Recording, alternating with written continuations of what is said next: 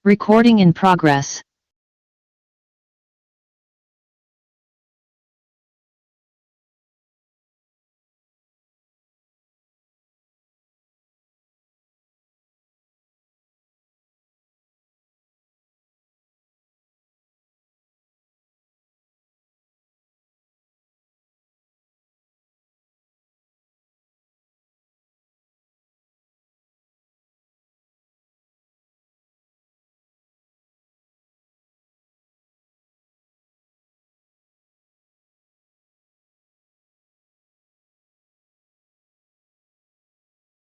Semoga langkah kita dalam bermajelis ilmu mendatangkan ridha Allah Subhanahu wa taala. Amin ya rabbal alamin.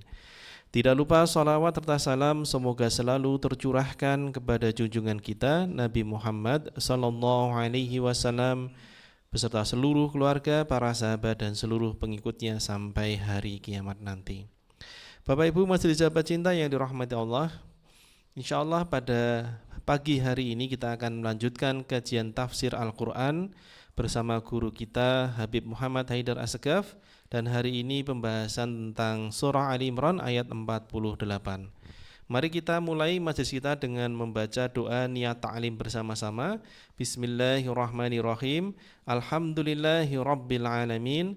Nawaitu ta'alluma wa ta'lim wa tadhakura wa tadhkir wan nafa wal intifa' wal ifadata wal istifadah wal hatha 'ala tamassuki bi kitabillah wa sunnati rasulih wa du'a ilal huda wa dalalatan al khair ibtigha'a wajhillahi wa mardatihi wa qurbihi wa thawabihi subhanahu wa ta'ala. Semoga Allah Subhanahu wa taala mencurahkan rahmatnya kepada kita semua, terutama yang hadir dalam majelis ilmu ini. Amin ya rabbal alamin. Baik Bapak Ibu majelis sahabat cinta yang dirahmati Allah, tidak mengulur waktu lagi, kepada beliau Habib Muhammad Haidar Assegaf, waktu dan tempat kami persilahkan. Monggo. Bismillahirrahmanirrahim. Alhamdulillahirabbil alamin wa bihi nasta'in ala umuri dunya waddin. Wassalatu wassalamu ala al-mab'uthi rahmatan lil alamin sayyidina wa nabiyina Muhammadin wa ala alihi wa sahbihi ajma'in. Allahumma salli wa sallim ala sayyidina Muhammadin miftahi babi rahmatillah adada ma fi ilmillah, salatan wa salaman daimaini bidawami mulkillah wa ala alihi wa sahbihi.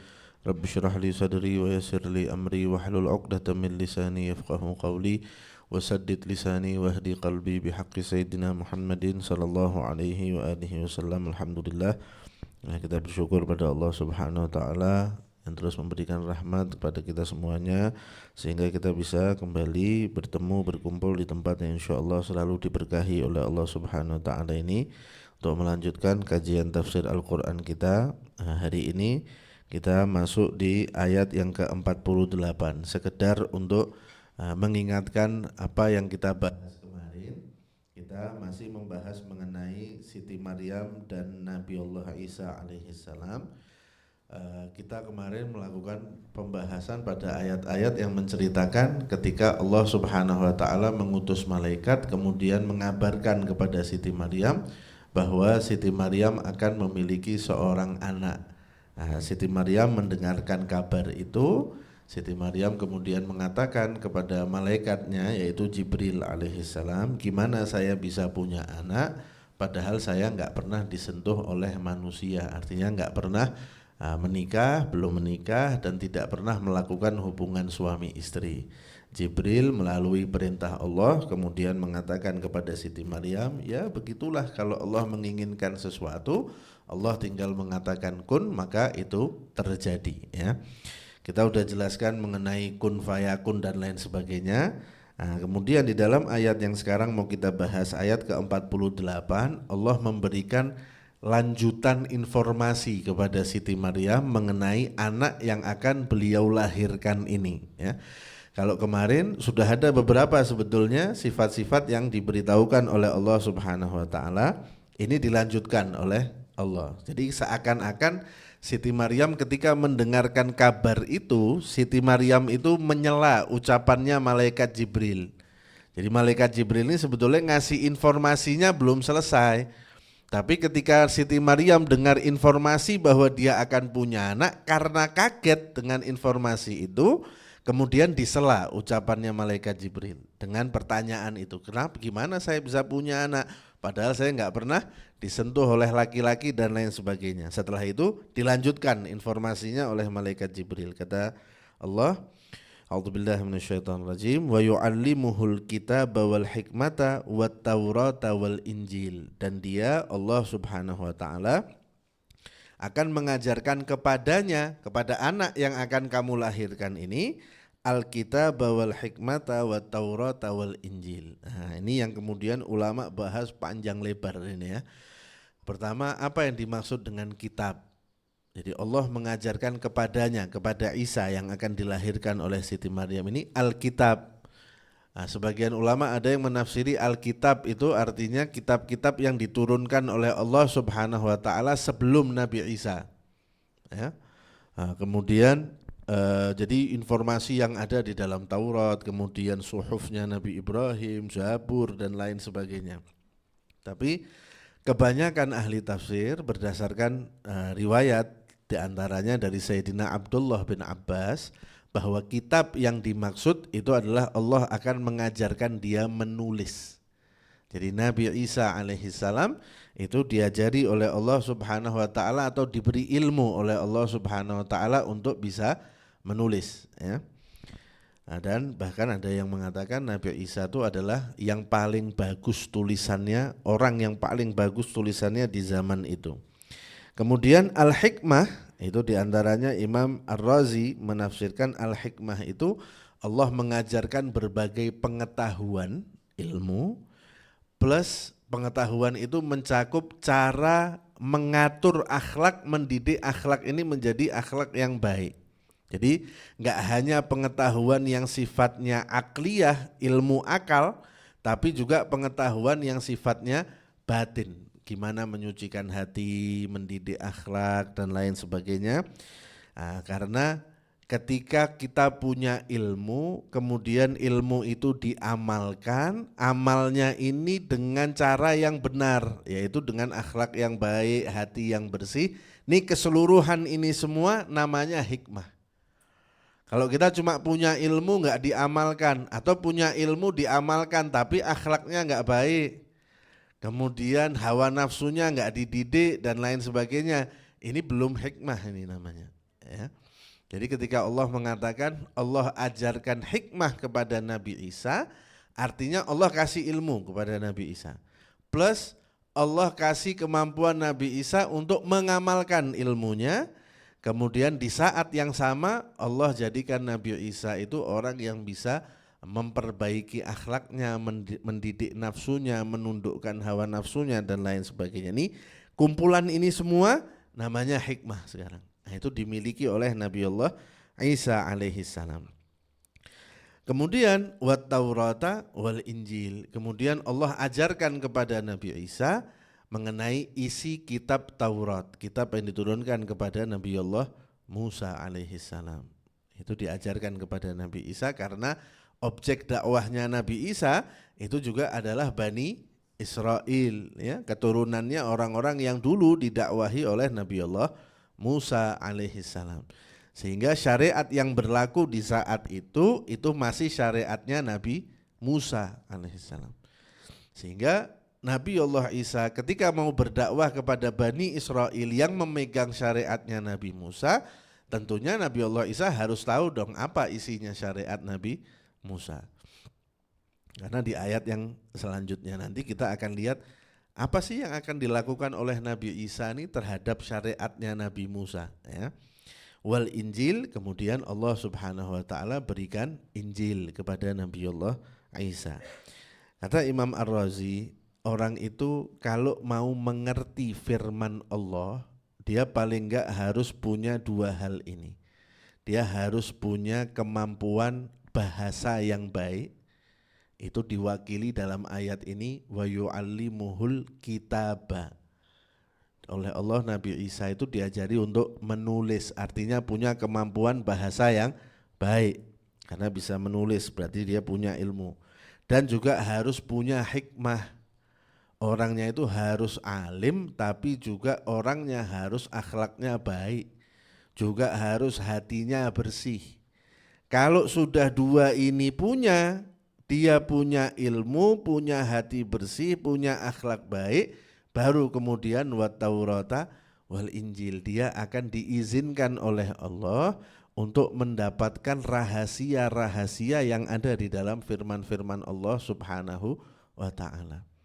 Nah, kata Imam Razi, ini diantara rahasia kenapa Allah mengurutkannya begitu di dalam ayat ini. Wa yu'allimuhul kitaba, kitab dulu, diajari menulis, diajari bahasa dan lain sebagainya. Wal hikmata, kemudian diberi ilmu, diperbaiki akhlaknya, baru wat Taurata wal Injil, baru kemudian disebut kitab sucinya, firmannya.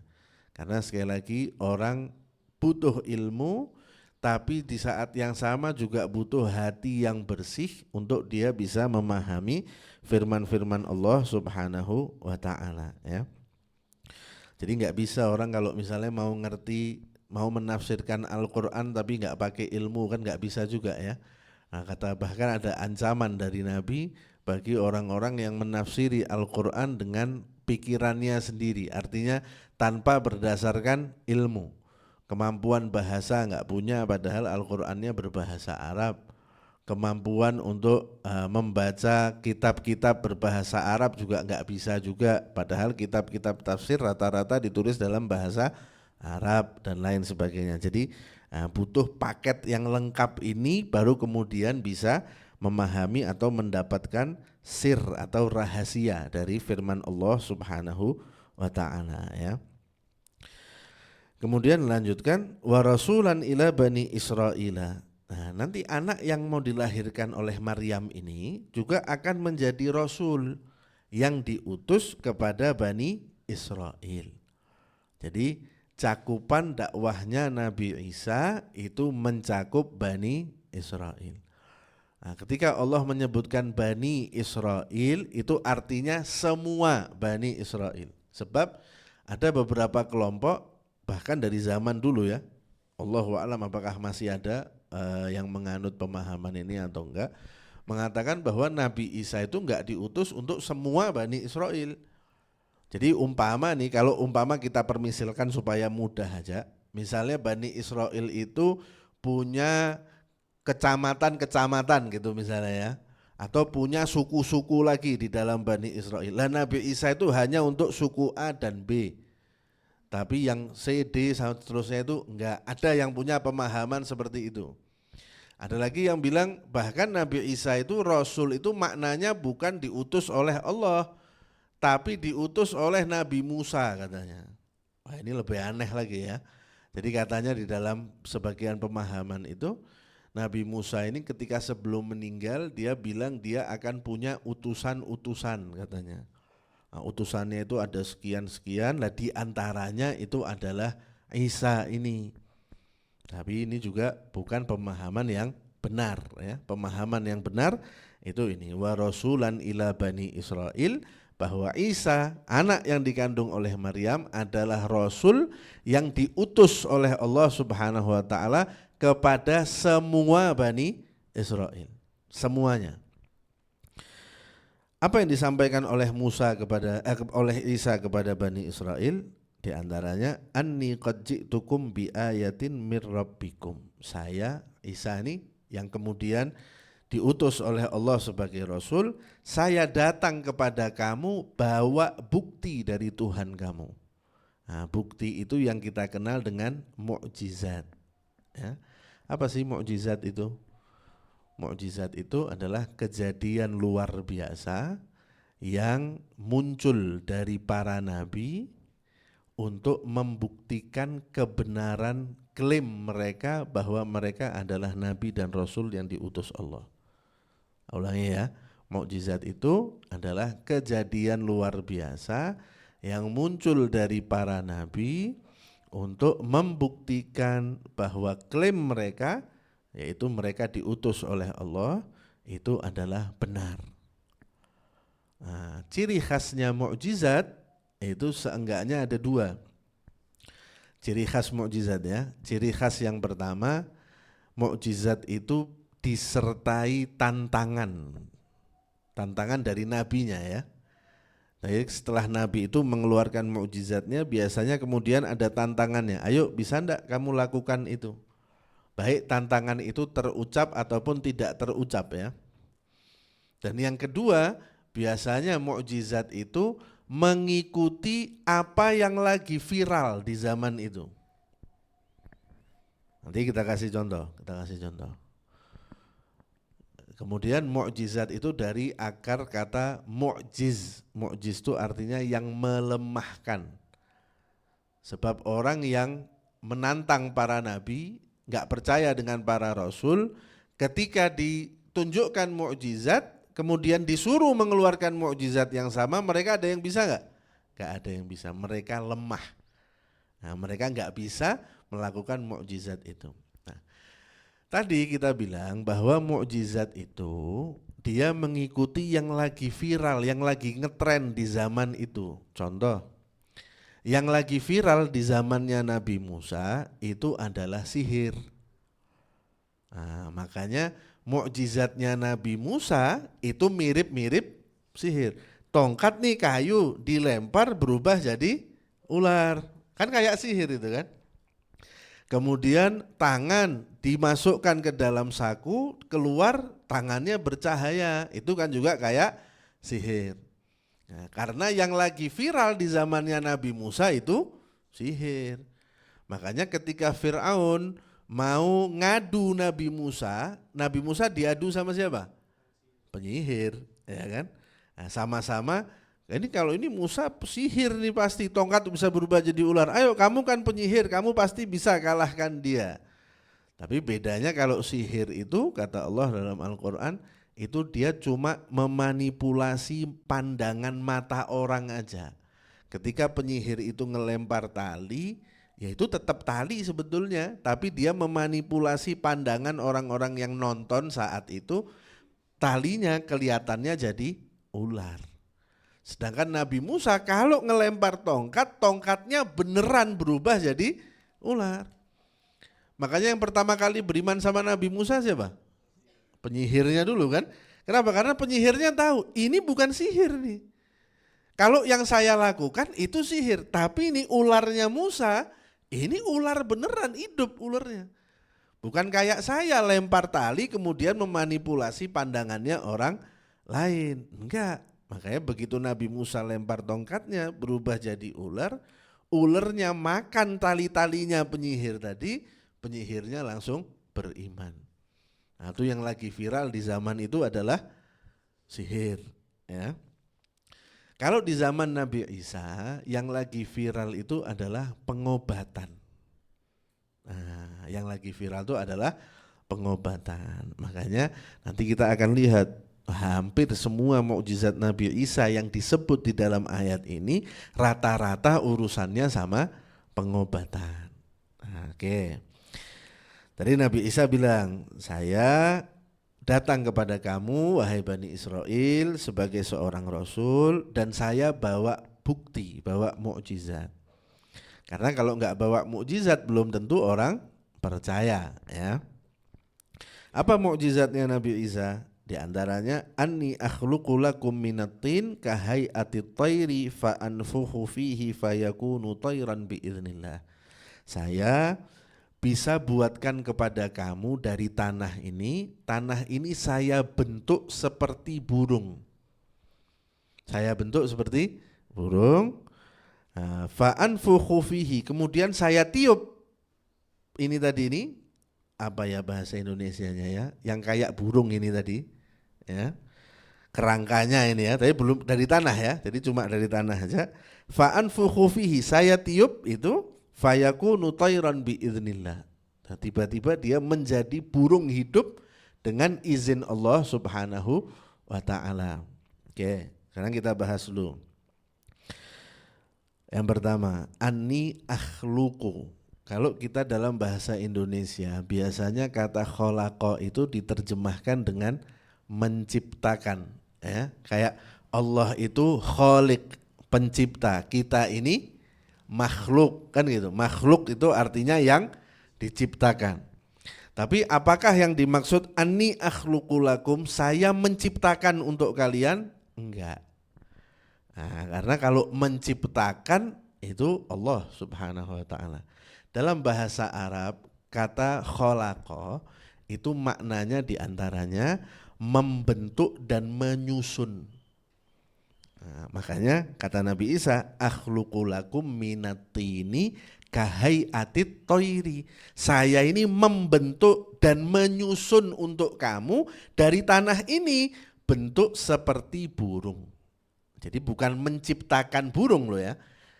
Nabi Isa akhluqu, saya menyusun maksudnya, saya membentuk. At-takdir wa taswir itu maknanya khalaqa. Menyusun dan membentuk. Oh, burung itu ada apanya sih? Sayap. Sayapnya di mana? Di sebelah sini. Sama Nabi Isa dibuat sayapnya di sebelah sini. Sebelah sini. Ada apanya lagi? Paruhnya. Paruhnya disusun di sebelah sini. Ada buntutnya, kakinya di sini. Jadi Nabi Isa menyusun dan membentuk. Bentuk burung dari tanah. Bukan menciptakan ya. Karena kalau menciptakan itu Allah Subhanahu wa taala. Kemudian fa'anfukhu fihi, saya tiup burung itu. Ulama kemudian bahas gini, yang menjadikan burung ini hidup itu apa?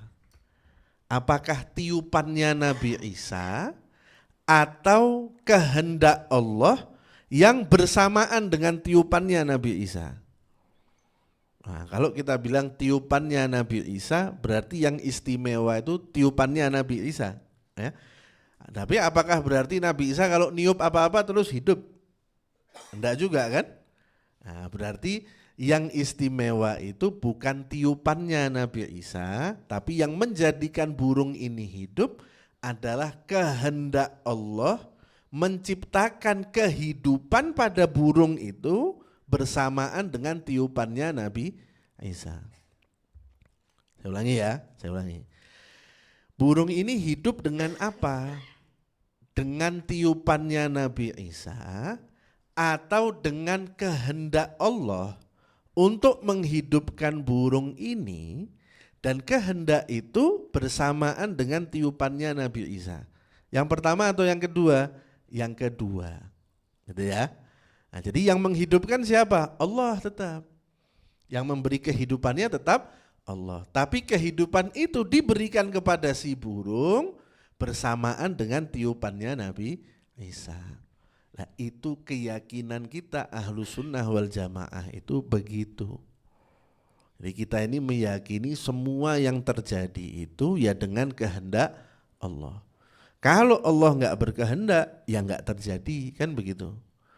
Seperti kita kalau di dalam sebagian doa yang diajarkan ke kita itu ada yang redaksinya begini. Masya Allahu kan wa ma lam yasha lam yakun. Apa yang dikehendaki Allah pasti terjadi, yang enggak dikehendaki ya enggak terjadi. Contoh, pisau itu kalau dibuat motong daging misalnya, dagingnya kepotong. Dagingnya terpotong karena apa itu? Karena Allah menghendaki ada sifat tajam pada pisau itu sehingga pisaunya bisa motong. Tapi kalau pisau itu enggak dikehendaki memotong oleh Allah, bisa enggak? Enggak bisa. Contoh lagi, api itu membakar karena dikehendaki oleh Allah untuk membakar. Tapi ketika tidak dikehendaki Allah, membakar atau enggak? Enggak, tuh Nabi Ibrahim. Ya, Nabi Ibrahim ketika masuk ke dalam api, apinya tidak dikehendaki oleh Allah untuk membakar Nabi Ibrahim. Sehingga Nabi Ibrahim ketika masuk selamat, ya, enggak terbakar. Nah, begitu juga apa yang terjadi kepada burungnya Nabi Isa ini, dibuat oleh Nabi Isa, ditiup. Yang menghidupkan itu adalah kehendak Allah untuk memberikan kehidupan kepada burung tadi bersamaan dengan tiupannya Nabi Isa. Tuh. Ya, jadi kita itu semuanya kita kembalikan kepada kehendaknya Allah Subhanahu wa taala. Ya. Nah, makanya itu juga perbedaan misalnya ya, tiupannya Nabi Isa, tiupannya Nabi Muhammad, orang-orang yang soleh, yang mulutnya itu bersih, enggak pernah tahu ghibah, enggak pernah tahu bohong, nggak pernah tahu ngomongin orang, nggak pernah tahu nyaci, nggak pernah tahu ngomong jahat, ngomong jorok. Itu Allah Subhanahu wa taala berkehendak memberikan keberkahan pada mulut-mulut yang seperti itu. Makanya kalau kita datang ke orang soleh, kita bawa air, umpamanya kita minta air itu supaya didoakan. Apa yang biasa dilakukan oleh orang-orang soleh itu? Ditiup airnya ya. Setelah ditiup kemudian dibacakan doa, setelah itu ditiup. Bukan tiupannya yang tapi karena Allah menghendaki memberikan keberkahan pada tiupannya orang-orang soleh dan dekat dengan Allah Subhanahu wa taala ini. Itu loh ya. Sama kayak kita minum obat, keyakinan kita ketika kita minum obat ini Allah titipkan pada obat ini kehendak untuk menyembuhkan kita, gitu aja. Ya, semuanya kembali kita kepada kehendak Allah Subhanahu wa taala. Oke. Lanjut. Fayakunu tayran biiznillah. Setelah ditiup oleh Nabi Isa, hidup burung ini jadi burung beneran, terbang dia. Nah, pembahasannya, apakah Nabi Isa hanya pernah membuat satu burung saja atau berkali-kali melakukan hal ini? Ulama beda pendapat. Sebagian bilang Nabi Isa hanya pernah satu kali membuat burung, tapi burung yang paling rumit yang ada di zaman itu. Jadi di zaman itu ada satu jenis burung, burungnya ini unik sekali. Dia nggak punya bulu tapi bisa terbang, kemudian nggak bisa lihat matanya, tapi kalau terbang kemana-mana lincah, ya kira-kira mirip kelelawar gitu kalau kita ya, mirip kelelawar ya. Nah, ini di zaman itu, di zamannya Nabi Isa paling unik burung ini. Nah, ketika Nabi Isa kemudian mau menunjukkan mukjizatnya, saya bisa nih buat burung. Mau burung apa yang saya buat? Nah, orang-orang yang menuntut bukti, mereka buat burung yang kayak gitu itu. Ini burung bagus, unik dan lain sebagainya. Dibuat oleh Nabi Isa, jadi. Ya, ketika ditiup, kemudian itu juga hidup dan terbang. Katanya sebagian riwayat burung itu selama masih dilihat, masih kelihatan pandangan matanya orang, terbang terus sampai tinggi dia. Begitu udah nggak kelihatan, mati, jatuh. Nah, kenapa mati dan jatuh? Untuk membedakan dengan ciptaannya Allah Subhanahu wa taala. Jadi enggak bertahan lama gitulah kira-kira ya. Sedangkan kalau yang diciptakan oleh Allah kan dia bertahan lama. Nah, ada yang bilang tapi enggak, Nabi Isa itu beberapa kali membuat burung kemudian menghidupkan burung ini. Di antaranya yang tadi itu, kemudian pernah dalam riwayat yang lain Nabi Isa itu lagi duduk di depan kayak TPA gitu kalau kita sekarang. Kemudian keluar anak-anak habis belajar ngaji di situ, dipanggil sama Nabi Isa. Ini cara dakwahnya Nabi Isa unik juga ya. Dipanggil sama Nabi Isa. Terus Nabi Isa bilang gini, mau nggak saya buatin burung?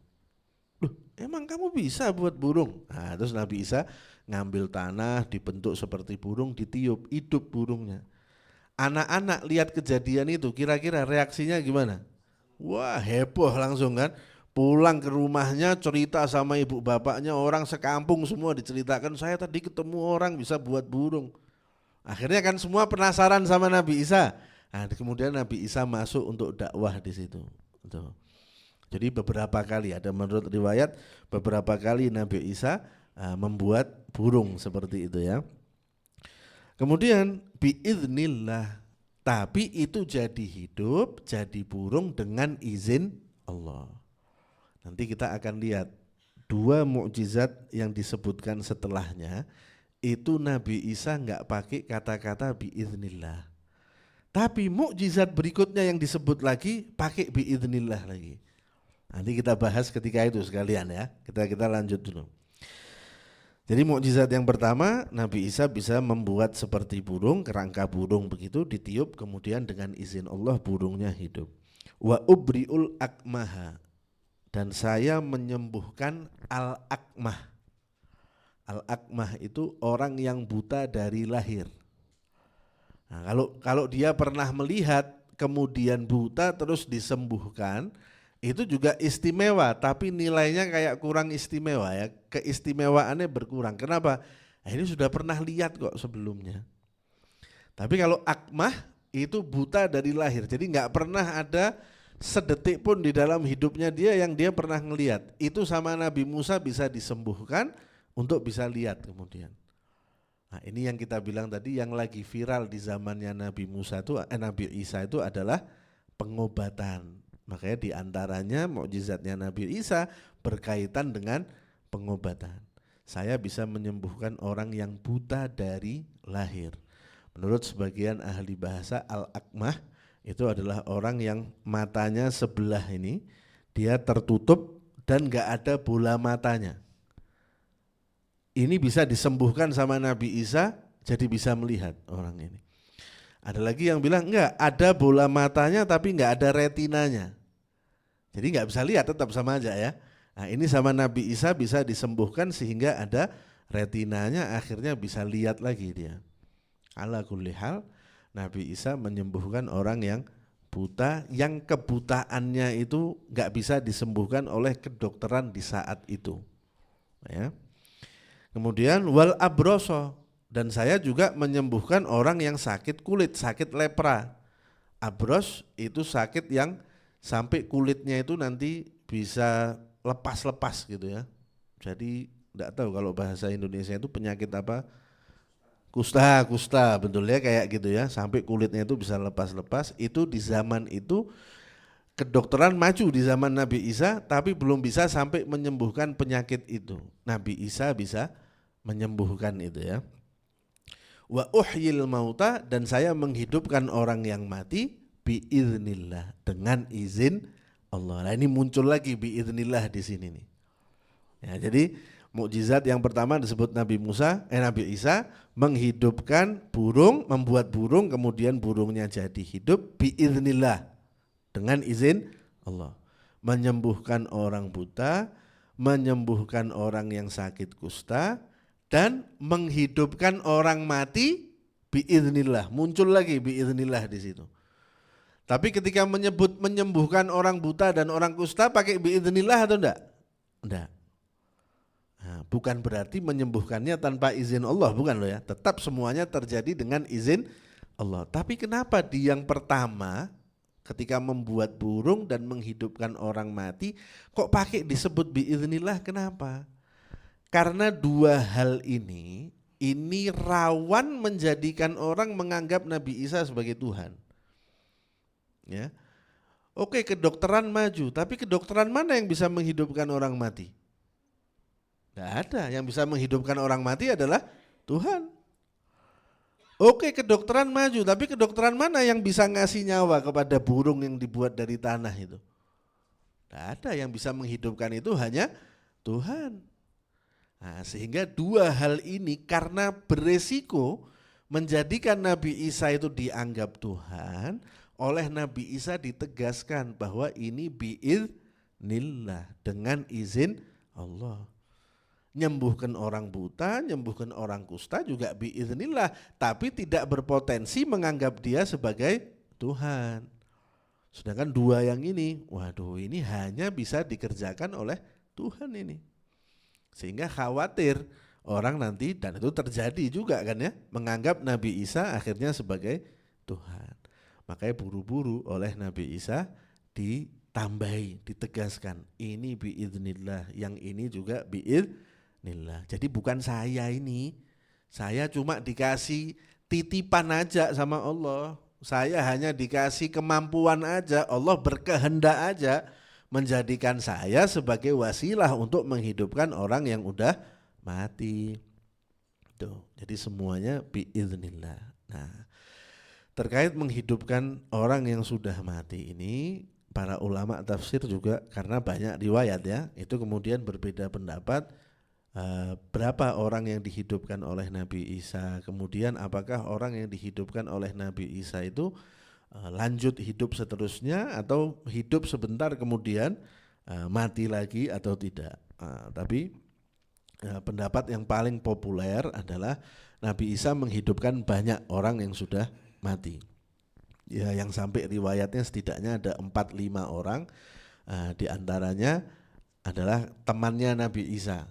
Jadi Nabi Isa ini punya teman, tapi Nabi Isa ini kan nggak tinggal di satu tempat gitu ya. Jadi pindah nomaden gitu hidupnya. karena keliling-keliling untuk dakwah. Nah, Nabi Isa ini kebetulan lagi ada di tempat yang jauh, dapat kabar temannya meninggal. Nah, jarak perjalanannya Nabi Isa ke tempat temannya itu kurang lebih 3 hari kata riwayatnya. Nabi Isa jalan ke sana, ketemu sama saudara perempuannya ini. Mana teman saya itu sudah meninggal Nabi Isa, mana kuburnya? Di situ, ditunjukkan kuburannya. Kemudian dihidupkan oleh Nabi Allah Isa. Nah, ada riwayat yang bilang setelah dihidupkan bercakap-cakap sebentar terus mati lagi. Ada yang bilang enggak, setelah dihidupkan tuh ya dia hidup benar. Hidup bahkan sampai menikah, punya anak, baru kemudian meninggal lagi. Itu orang yang pertama. Ada lagi orang yang kedua yang dihidupkan Nabi Isa, itu adalah anak laki-laki. Jadi ada satu ibu-ibu sudah tua, enggak ada yang ngurus kecuali anaknya laki-laki ini. Anaknya meninggal sebelum ibunya. Akhirnya ibunya ini sedih, sumpek, lah saya siapa yang ngurusi? Wong yang ngurusi saya itu cuman anak saya ini aja. Kalau anak saya meninggal nih siapa yang ngurusi saya nanti? Akhirnya oleh Nabi Allah Isa dihidupkan lagi dan menurut riwayat hidup sampai waktu yang lama ya, sampai menikah, punya anak dan seterusnya. Nah, ada juga dalam riwayat yang lain anak perempuan, tapi anak perempuan ini dia minta diwafatkan lagi oleh Nabi Isa. Jadi ketika dibangunkan anak perempuan ini, dia bilang sama ibunya, "Bu, ngapain nyuruh Nabi Isa bangunkan saya lagi? Mau mati itu kan sakit, sakaratul maut kan sakit kan? Kalau saya hidup lagi berarti saya harus mengalami 2 kali sakaratul maut. Lah ngapain?" katanya dia. "Wis Bu, yang sabar, jangan ini," malah dinasehati sama anaknya. "Nabi Isa, wis saya dimatikan lagi aja. Tapi kamu doakan sama Allah yang mati kali ini jangan sakit," katanya. Dia kan dibangunkan kan bukan pengennya dia kan. Akhirnya sama Nabi Isa didoakan supaya tidak sakit terus meninggal lagi anak itu saat itu juga. Orang-orang yang melihat kejadian itu ada yang beriman kepada Nabi Isa, ada yang masih belum puas. Kata mereka, "Isa, ini yang kamu hidupkan ini orang-orang yang baru-baru meninggalnya. Mungkin belum meninggal mereka itu." Iya kan? Mungkin belum meninggal. Bisa jadi mereka itu cuman mati suri kalau istilah kita sekarang. Mati suri itu kan orang meninggal sebentar terus hidup lagi kan gitu kan. Bisa aja mati suri ini. Atau misalnya serangan jantung sebentar berhenti, sebentar badannya hidup lagi. Sakit mungkin kata mereka. Kamu hidupkan orang yang terang-terangan udah mati lama dong katanya mereka. Baru kita mau percaya. Biasa orang-orang kalau tidak percaya sama nabi-nabi ini permintaannya aneh-aneh ya. Nah, Nabi Isa karena Nabi diberikan kemampuan oleh Allah, diberi mukjizat oleh Allah, ya pede aja kan gitu. Ya udah, nih saya hidupkan Sam bin Nuh, anaknya Nabi Nuh. Nabi Nuh ini kapan hidupnya? Zaman ini Abul Bashar yang kedua. Nabi Nuh ini julukannya Abul Bashar Ats-Tsani. Bapaknya manusia yang kedua, karena ketika banjir bandang semua orang mati kecuali orang-orang yang ikut sama Nabi Nuh. Ini yang mau dihidupkan anaknya Nabi Nuh yang namanya Sam bin Nuh. Sudah meninggal ribuan tahun sebelum Nabi Isa. Kata mereka, "Kamu mau hidupkan Sam bin Nuh ini?" Kan mintanya orang dulu kan yang dihidupkan kan. Ini saya hidupkan Sam bin Nuh ini, bukan lagi orang dulu, orang purba ini sudah ini. Dihidupkan oleh Nabi Isa. Dengan izin Allah, hidup Sam bin Nuh, bangun Sam bin Nuh. Dilihat rambutnya beruban. Kata orang-orang, "Duh, Sam bin Nuh itu meninggal waktu masih muda. Ini kok ubanan rambutnya?" Ya kamu tanya, ini kan Sam bin Nuhnya hidup sekarang ini. Tanya sama dia. Tanya, "Sam, kamu kenapa kok rambutnya ubanan?" "Enggak, saya pas tadi mau dibangunkan ini, saya kira ini kiamat. Jadi saya takut, saking takutnya rambutnya sampai beruban," katanya. "Wis kamu sama Isa ini betul Nabi Rasul benar, kamu beriman sama dia." Dinasehati sama Sam bin Nuh ini. Terus kata dia, "Isa, kamu kalau mau matikan saya lagi ini minta sama Allah supaya jangan sakit loh ya." Pesannya seperti anak perempuan itu, karena sakaratul maut ya sakit gitu loh. Saya dihidupkan ini kan ya kamu yang punya urusan, saya kan cuman dilibatkan aja, ini kenapa harus saya yang tanggung. Udah didoakan sama Nabi Isa, kemudian wafat lagi Sam bin Nuh. Sebagian ketika lihat itu, wah benar nih, Isa bisa menghidupkan orang mati. Tapi sebagian yang lain emang dasarnya nggak mau beriman aja. Wah, sihir nih Isa ini. Bisa menghidupkan Sambin Nuh nih, penyihir hebat ini dia. Nggak mau beriman. Ya udah biasa orang kalau lihat kejadian-kejadian seperti itu, ada yang percaya, ada yang nggak percaya. Sama seperti Nabi Muhammad ketika ditantang sama orang Mekah, kamu kalau memang benar Nabi, coba nih bulan ini kamu belah, kan gitu kan? Dibelah sama Nabi Muhammad, satu disuruh ke sana, setengahan yang satu disuruh ke sana. Kata orang-orang Mekah, wah ini hebat sihirnya Muhammad, canggih ini sekarang ya, bisa belah bulan. Ini mereka yang minta loh ya, mereka yang minta kalau kamu Nabi belah nih bulan ini, dibelah sama Nabi. Tapi begitu dibelah, canggih sihirnya Muhammad ini. Disatukan lagi sama Rasulullah. Gak lama ada orang dari luar Mekah, rombongan dagang gitu masuk ke Mekah. Terus mereka bilang, kamu waktu hari ini, malam ini, lihat gak bulan yang kebelah? Jadi yang lihat bulan terbelah itu bukan cuman yang ada di kota Mekah, tapi yang di luar Mekah itu juga lihat. Ini bedanya mukjizat sama sihir. Kalau mukjizat bener, kejadian bener itu. Makanya orang di mana-mana lihat bulan di saat itu ya pasti bulannya terbelah. Tapi kalau sihir kan cuman menipu pandangan mata. Pas orang-orang ini datang, kamu lihat nggak waktu itu bulannya terbelah gini. Kata orang kafir yang ada di Mekah itu, kamu lihat juga? Lihat, canggih bener sihirnya Muhammad ini ya. Sampai jangkauannya ini di luar Mekah kena juga. Tetap nggak mau beriman tetap. Ya ada macam-macam gitu dah. Orang kalau hubungannya sama Nabi, sama Rasul, sama kejadian-kejadian yang luar biasa kayak gitu, ya sebagian percaya, sebagian nggak percaya. Bedanya kalau para nabi memunculkan itu mukjizat, itu sesuatu yang pasti benar dan kita harus percaya kalau itu ya, karena itu membuktikan bahwa klaimnya dia sebagai nabi dan rasul adalah benar. Oke, lanjut. Kemudian di antara mukjizat yang disebut sama Nabi Isa, wa unabbiukum bima ta'kuluna, dan saya bisa mengabarkan kepada kamu apa yang kamu makan, wa ma tadakhiruna fi buyutikum, dan apa yang kamu sembunyikan, yang kamu simpan di rumah-rumah kamu.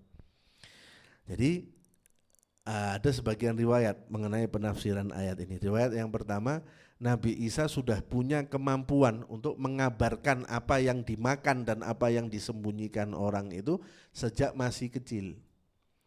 Jadi ada satu riwayat, Nabi Isa itu main sama teman-temannya ketika masih kecil. Terus dia bilang sama teman-temannya, kamu tahu nggak ibu kamu nyembunyiin makanan loh dari kamu. Biasa anak-anak ya, ibu kamu nyembunyiin makanan loh dari kamu. Iya ibu kamu nyembunyiin ini di tempat ini, dikasih tahu sama Nabi Isa. Pulang anak-anak ini ke rumahnya nangis semua di rumah. Aku mau makanan yang itu.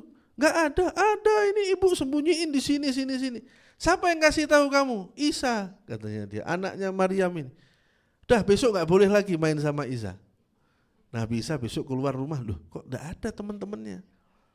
Didatangi rumahnya satu-satu, semua udah nggak ada yang boleh main sama Nabi Isa. Lah pakai ngasih tahu ini masalahnya, kan repot ibu-ibu jadinya ya. Wa ma tadakhiruna fi buyutikum. Riwayat yang kedua adalah mukjizat ini, Nabi Isa tahu apa yang dimakan dan apa yang disimpan, itu berkaitan dengan hidangan yang turun dari langit. Ya, kalau kita pernah masih ingat ada ayat Allah Subhanahu wa taala cerita Nabi Isa bilang sama Allah, Allahumma anzil alaina ma'idatan minas sama takunu idan li awwalina wa akhirina. Ya Allah, tolong turunkan hidangan bagi kami dari langit, yang itu mau kami jadikan sebagai hari raya untuk kami semuanya. Nah, diturunkan oleh Allah Subhanahu wa taala makanan dari langit itu. Tapi syaratnya cuma boleh dimakan di situ, enggak boleh dibawa pulang. Ya, cuman boleh dimakan di situ, enggak boleh dibawa pulang. Sebagian orang tetap ada yang bawa pulang. Disembunyikan, kemudian dibawa pulang, disimpan di rumahnya. Nah, itu kemudian Nabi Isa ngasih tahu, kamu makan. Lah kamu makan dan nyimpen, ketahuan semua sama Nabi Isa. Kenapa? Karena Nabi Isa wa unabbiukum, saya bisa kasih tahu kamu bima ta'kulun, apa yang kamu makan, wa ma tadakhiruna fi buyutikum, dan apa yang kamu simpan di rumah-rumah kamu dari hidangan yang Allah turunkan dari langit ini. Nah, jadi Nabi Isa tahu itu ya. Ada satu penafsiran bagus menurut saya. Kenapa Allah itu nyebut takuluna wa ma tadakhiruna fi buyutikum. Saya bisa kasih tahu kamu apa yang kamu makan dan apa yang kamu sembunyikan. Karena kalau cuman memberitahu apa yang kamu makan, kita itu bisa tahu apa yang orang makan. Misalnya dari apa? Dari bau mulutnya misalnya. Oh, ini habis makan durian. Tahu enggak kita kalau orang habis makan durian? Tahu, padahal kita kan enggak lihat dia makan durian kan. Tapi kita tahu kenapa? Ada bau duriannya. Kita masuk ke rumahnya orang, rumahnya lagi masak satu masakan. Kita tahu kenapa? Karena ada baunya. Tapi apa yang disimpan? Saya mau lihat isi kulkasnya rumah ini. Bisa enggak saya lihat ini? Enggak bisa kan? Kenapa? Lah kan ketutup itu. Nah, kalau Nabi Isa cuman saya bisa kasih tahu kamu apa yang kamu makan, orang mungkin masih nganggapnya kurang keren itu. Ya, terus apa mukjizatnya dari apa yang ngasih tahu apa yang saya makan? Loh, enggak cuman itu, yang kamu sembunyikan saya juga bisa kasih tahu. Itu mukjizatnya sekarang. Nah, ada yang bilang mukjizat Nabi Isa terbatas pada itu. Ya, memberitahu apa yang dimakan dan apa yang disembunyikan. Tapi sebagian ulama mengatakan enggak, mukjizat Nabi Isa itu sebagaimana nabi-nabi yang lain itu bisa mengabarkan mengenai perkara yang gaib. Ya, mengabarkan mengenai perkara yang gaib. Kita pernah bahas mungkin apa itu gaib. Ya, gaib, apa itu gaib itu? Gaib itu sebetulnya secara bahasa adalah sesuatu yang enggak kelihatan atau enggak terjangkau oleh panca indera kita, itu namanya gaib. Misal contoh, ini di kantong saya ini isinya apa? Duit, amin ya Rabb, insyaallah kabul. Apa isinya di kantong saya ini? Kan enggak kelihatan kan? Gaib ini namanya. Kayak tadi isi kulkas ini, apa isi kulkasnya? Gaib, enggak tahu, saya enggak bisa lihat itu. Ya, itu namanya gaib. Ada hal-hal yang oleh Allah itu ditutupi seperti itu, perkara-perkara yang gaib. Kayak malaikat, kita apa bisa lihat malaikat? Enggak bisa. Baik, malaikat itu termasuk perkara yang gaib dan begitu seterusnya. Nah, ada informasi-informasi mengenai perkara gaib itu yang oleh Allah Subhanahu wa taala dibocorkan kepada orang-orang tertentu. Kepada para nabi, kepada para rasul, kepada orang-orang yang soleh dan lain sebagainya. Bedanya antara kabar gaib yang dikabarkan oleh para nabi dengan kabar gaib yang dikabarkan oleh orang-orang soleh dan kabar gaib yang dikabarkan oleh para dukun itu dari tingkat kebenarannya. Kabar gaib yang dikabarkan oleh para nabi pasti betul. Dan pasti terjadi sesuai dengan apa yang disebutkan oleh para nabi itu. Kayak ini, umpama kita ambil contoh ini aja. Nabi Isa bilang, di lemari kamu ada makanan ini. Ya pasti betul ada makanan itu pasti. Ya. Karena 100% pasti benar, 100% pasti terjadi sesuai dengan apa yang disampaikan oleh nabi itu. Itu perkara gaib yang disampaikan oleh para nabi. Kalau perkara gaib yang disampaikan oleh orang-orang yang soleh, itu kemungkinan besar terjadi dan kemungkinan besar persis seperti apa yang dia sebutkan, tapi bisa juga enggak. Nah, makanya ini kita jangan punya standar terlalu tinggi ya. Ini katanya orang pintar ini bisa gini, bisa baca gini, baca. Loh ya betul, mungkin ketika dia salah ya dia bukan nabi dan bukan rasul, dia diberi kelebihan oleh Allah, diberikan beberapa informasi. Ketika dia sampaikan itu bisa jadi kemungkinan besar benar, tapi juga ada kemungkinan untuk keliru. Kemungkinan besar terjadi seperti yang dia sebut, tapi juga ada kemungkinan tidak terjadi. Kalau yang dikabarkan oleh para dukun, dan ini dikonfirmasi oleh beberapa dukun memang, jadi ini insya Allah info valid ini ya. Info valid, kita masa ngasih info enggak valid? Ini info valid insya Allah berdasarkan pengakuan beberapa dukun bahwa informasi yang mereka terima itu banyak salahnya daripada benernya. Jadi kalau benar itu kebetulan itu. Lebih banyak salahnya, lebih banyak melesetnya. Kok enggak meleset? kebetulan. Itu.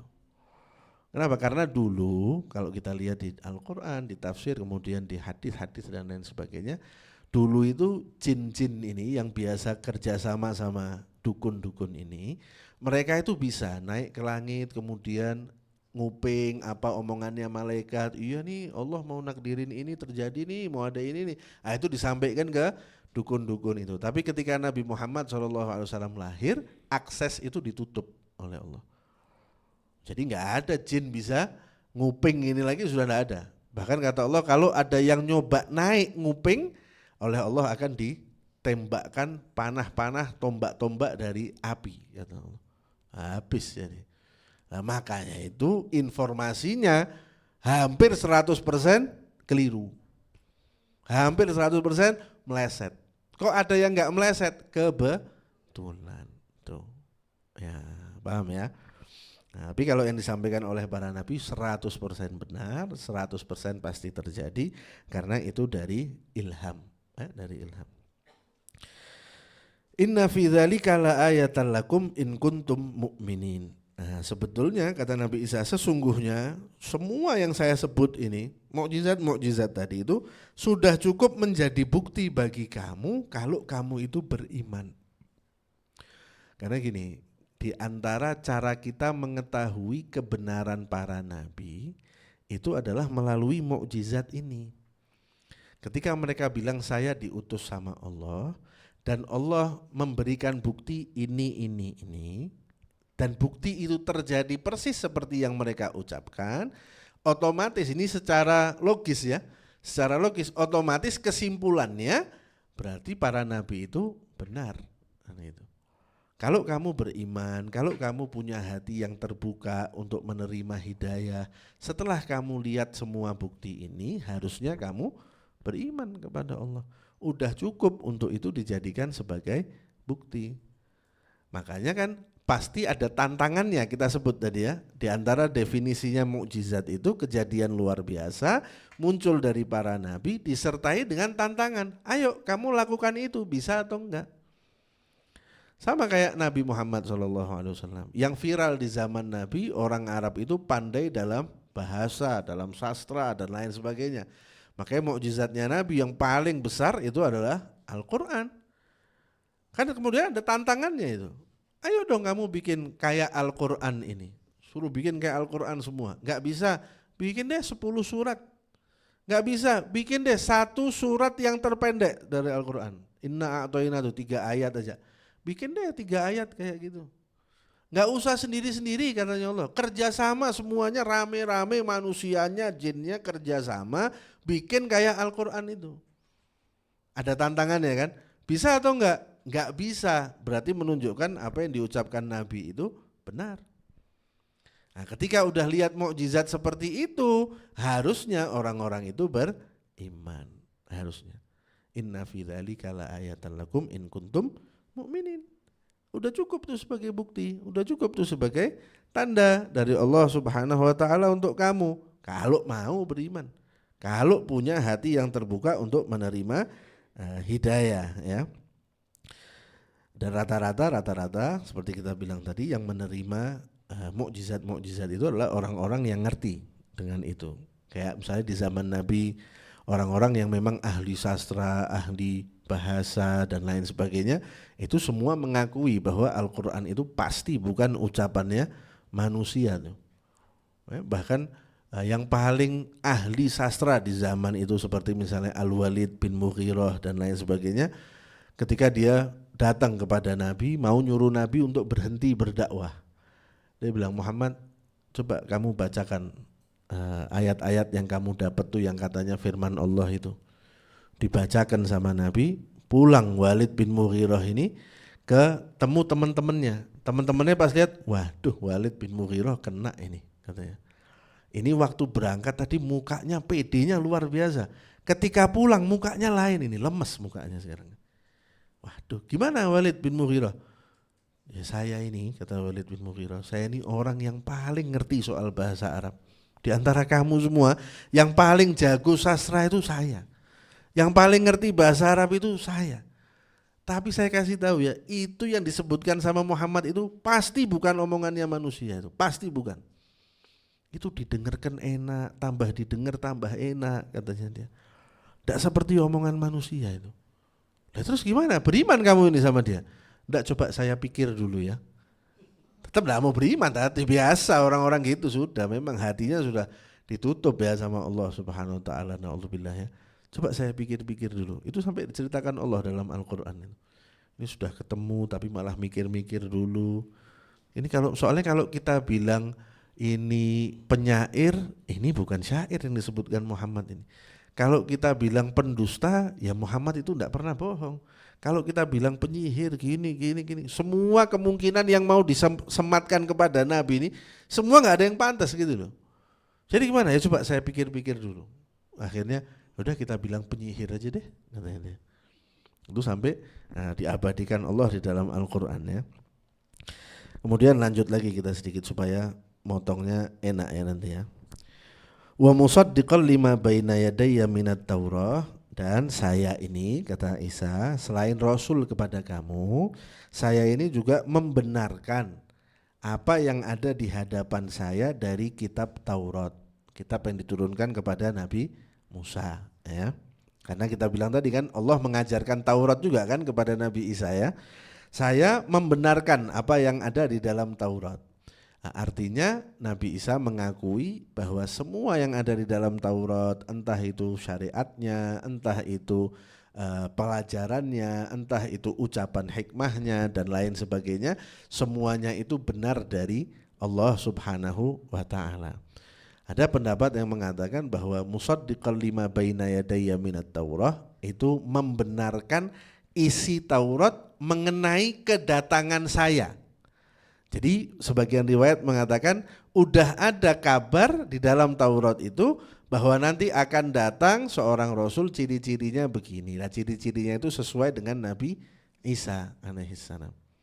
Ketika Nabi Isa datang kemudian membeberkan semua mukjizatnya seperti yang disebutkan di dalam Taurat, itulah menurut tafsir ini ya, itulah yang disebutkan oleh Allah musaddiqal lima baina yadayya minat Taurah. Saya membenarkan apa yang ada di dalam Taurat persis seperti yang ada di situ, yaitu yang saya lakukan. Sehingga seharusnya kamu juga tahu bahwa saya ini berarti rasul yang benar dari Allah Subhanahu wa ta'ala, karena ciri-ciri saya dan yang saya lakukan saya tampakkan kepada kamu persis seperti apa yang ada di dalam Taurat. Tapi pendapat yang populer adalah yang pertama tadi, bahwa Nabi Isa membenarkan semua isi Taurat, bahwa itu adalah wahyu dari Allah Subhanahu wa ta'ala. Itu yang pertama. Tugas yang kedua dari Nabi Isa, wali uhilla lakum ba'dhalladzi hurrima alaikum. Dan saya datang selain membenarkan apa yang ada dalam Taurat, juga untuk menghalalkan bagi kalian sebagian yang diharamkan atas kalian. Oke, gini pembahasannya.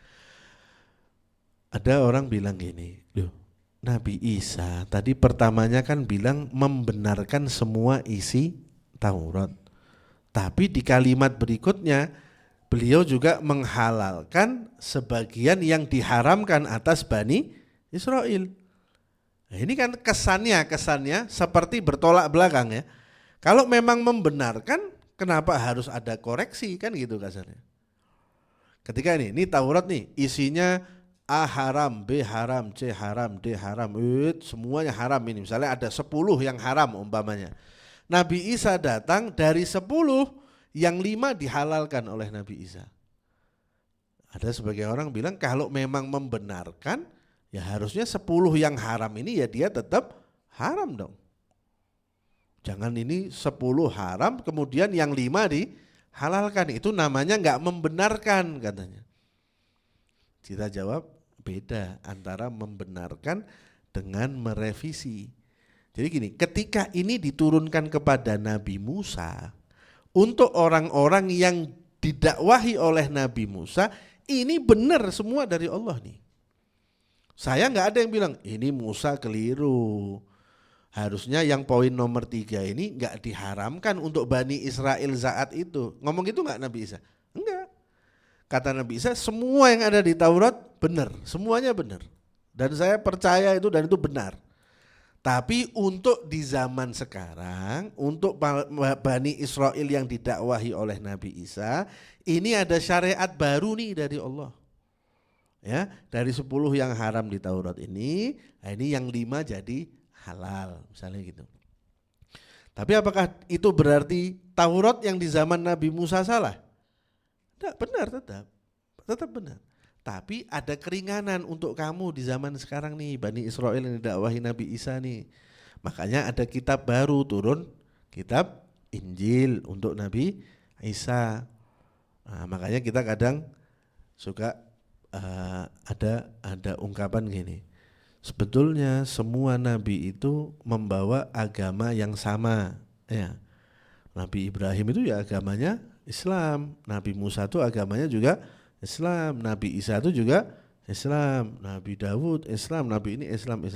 Betul. Tapi yang harus kita tahu, yang sama dari semua ajaran para nabi itu adalah akidahnya. Sisi akidahnya semua sama. Sisi akidahnya semuanya ngajak untuk mengesahkan Allah Subhanahu wa ta'ala. Jadi dari sisi akidah nggak ada satu nabi pun yang berbeda, nggak ada. Akidah yang dibawa Nabi Ibrahim dengan akidah yang didakwahkan Nabi Isa, dengan akidah yang didakwahkan Nabi Musa, dengan akidah yang didakwahkan Nabi Muhammad, semuanya sama. Apa yang berbeda? Yang berbeda syariatnya, hukum-hukumnya ini loh. Ini yang berbeda. Kenapa kok berbeda? Ya karena objek yang didakwahi juga berbeda. Ada hal-hal yang itu bisa untuk diterapkan di Bani Israel zamannya Nabi Musa. Kalau mau diterapkan ke Bani Israel zaman Nabi Isa, gak bisa.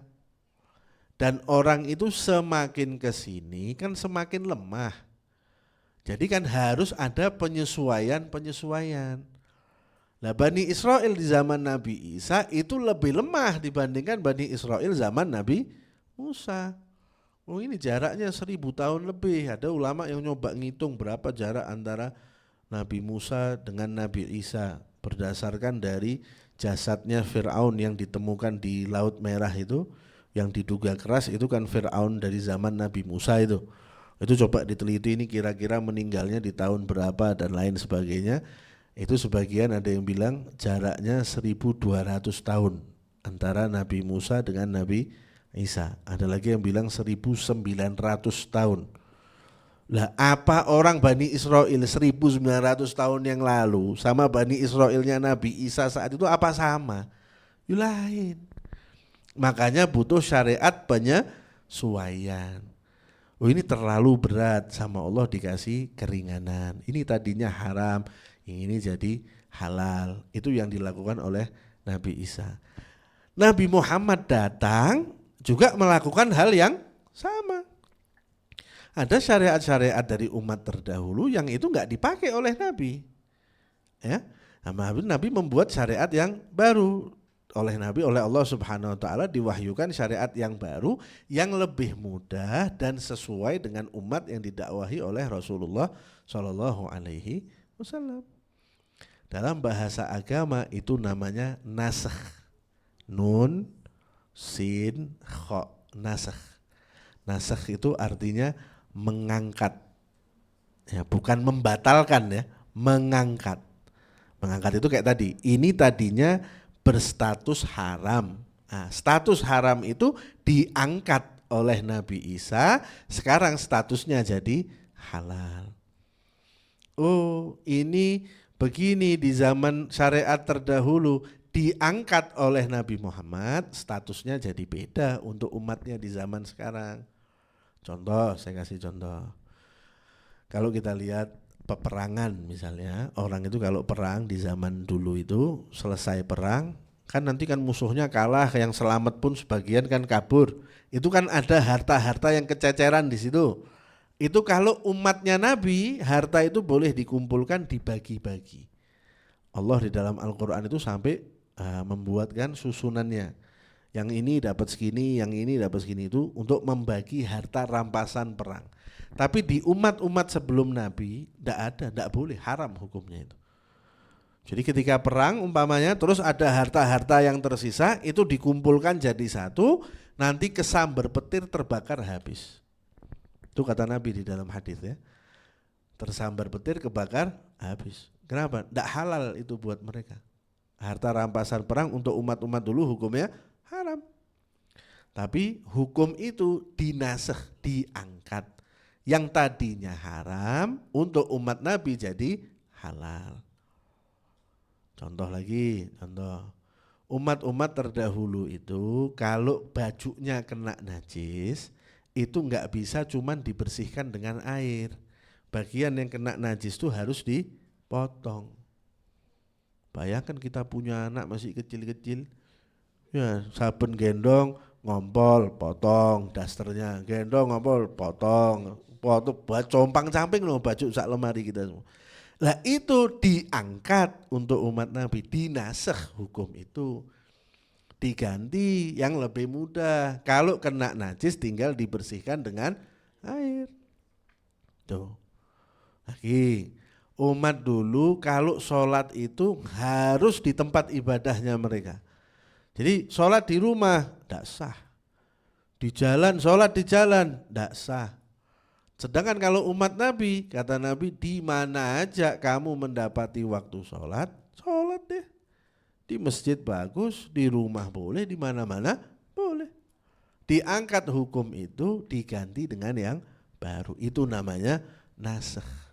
Lah para rasul itu syariat yang mereka bawa itu menasakh syariat rasul yang sebelumnya.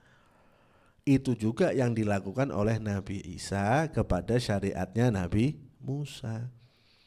Tapi nasakh itu bukan menganggap itu salah, bukan loh ya. Makanya Nabi Isa betul, dia membenarkan semua yang ada di dalam Taurat di zamannya Nabi Musa.